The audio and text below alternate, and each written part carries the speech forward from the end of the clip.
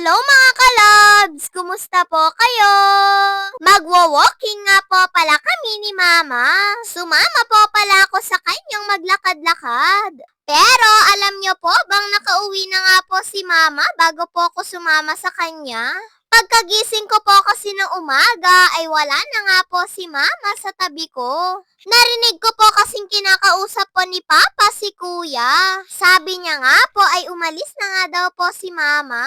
Hindi man lang po ako ginising ni Mama mga kalabs para po sumama sa kanya. 5:15 nga daw po kasing umalis si Mama sa bahay. Medyo madilim pa daw po kasi nung mga bandang 5:00. Kaya panay nga po ang chat ko kay Mama kung nasaan na nga po siya banda. Hindi na rin po kasi ako makatulog Kagabi pa lang po kasi nun, sabi nga po ni Mama ay isasama niya nga daw po si Kuya na maglakad-lakad. Kaso lang hindi na nga po siya ginising ni Mama dahil late na nga po siyang nakatulog kagabi. 6:00 na po pala nung naglakad-lakad na po kami ni Mama. At maliwanag na nga din po dito sa kalsada. Paglabas nga daw po kasi ni Mama ay hanggang dito nga lang daw po siya sa tulay na to. Bali nakadalawang ikot nga lang po si Mama mula sa amin hanggang po sa tulay na to. Medyo madilim pa daw po kasi kapag daw po diniretso ni Mama mag-isa nga lang daw po siya. Kailangan na daw po kasing maglakad-lakad ni Mama sa umaga mga kalabs. Feeling niya daw po kasi ay ang bigat-bigat na daw po ng katawan niya. Naalala pa nga daw po ni Mama noon nung may bukid pa nga lang daw po sila ay araw-araw nga daw po silang naglalakad ng napakalayo. Malaking tulong daw po kasi sa kalusugan kapag daw po araw-araw na naglalakad. At yun nga daw po yung namimiss ni Mama. Kaya habang wala nga po kaming pasok ay inumpisahan na nga po ni Mama ang paglalakad sa umaga. Kaso lang baka po kapag may pasok na po ulit kami ay hindi niya na naman po ito magawa. Pabalik na rin po pala kami dito mga kalabs. Bali nilampasan nga lang po namin yung isang barangay tapos bumalik na rin po kami. At nakarating na nga din po kami dito sa school namin Nako nga mga kalabs, sa ilang linggo po pala kaming walang pasok ay napakadami na nga din pong dahon sa school namin. Lumiko nga lang po kami dito sa kanto mga kalabs dahil bibili nga po kami ni Mama ng tinapay. May nagtitinda din po kasi ng tinapay dito. Para po saktong pag-uwi namin ni Mama ay magkakape nga po kaming dalawa. Tamang-tama at medyo napagod nga din po kami ni Mama. Hindi po kasi kami nagkape o nagmilo pag alis nga po namin sa bahay.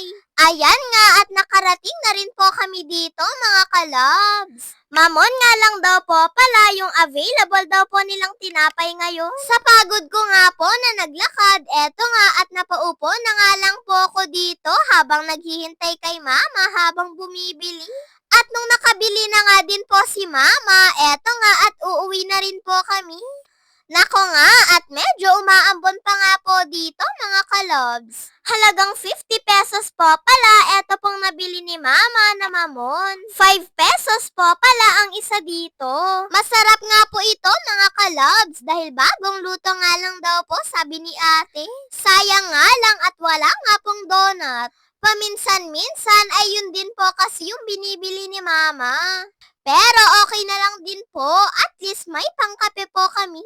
Eto nga at malapit na nga din po kami sa bahay. Ang sarap po pala sa pakiramdam kapag po naglalakad-lakad ng umaga, ano po mga kalabs. Kaya naiintindihan ko na nga po si Mama kung bakit gusto niya nga pong maglakad sa umaga. Tignan niya naman at nag-good morning pa nga po sa akin yung aso namin Nagtatanong po siguro mga kalabs kung saan po kami pumunta ni Mama. Pagpasok nga po namin ay bumili nga din po si Mama nito pong kape ko. Kaya tinimpla ko na nga din po ito mga kalabs para po makakape na rin.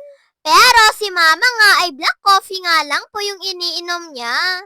Ayaw niya daw po kasi lagyan ng gatas o di kaya eto pong mga 3-in-1 dahil mabilis nga lang daw po magpalpitate si Mama. Kaya ngayon ay paunti-unti na nga lang pong nagkakape si Mama pero black coffee na nga po. Siksik nga po pala itong mamon na nabili namin ni Mama. Nagustuhan nga din daw po ito ni Mama dahil toasted nga daw po yung pagkaluto. At naubos nga din po namin ito mga kalabs. Mabuti na lang po mga kalabs na nakauwi po muna kami ni Mama bago po kami abutan ng ulan. Napakalakas nga din po ng ulan at halos maghapon nga po. Nag-iipon na nga po si Mama ng tubig ulan sa batya dahil ilang araw na naman po kasi kaming walang tubig. Sayang lang naman daw po at pwede naman daw pong gawing pangbuhos-buhos. At dahil maulan nga po ang panahon, eto nga at nagluto po si Mama ng munggo. Sinahugan niya nga lang po ito ng pansit.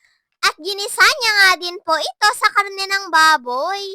Eto na nga pong pansit yung hinalo ni Mama sa munggo dahil ayaw niya na nga daw pong lumabas dahil napakalakas nga daw po ng ulan. Naglagay nga lang po si Mama ng pansit sa bowl at nilagyan niya nga din po ito ng kalamansi.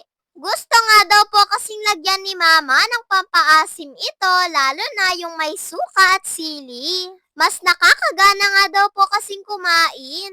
Maski nga po ako ay napapadami nga din po ng kain kapag po ganito yung ulam. Alam niyo po bang pwede rin daw po itong ihalo sa miswa mga kalabs? Simpleng ulam pero masarap. At sa amin naman kahit anong ulam naman po yung kainin namin ay ayos lang.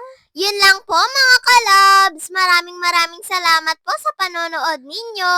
Mag-iingat po kayo palagi. God bless to all. Bye-bye po. Ano ba talaga? Kulay? Yung nagpaiwan. Someday yan.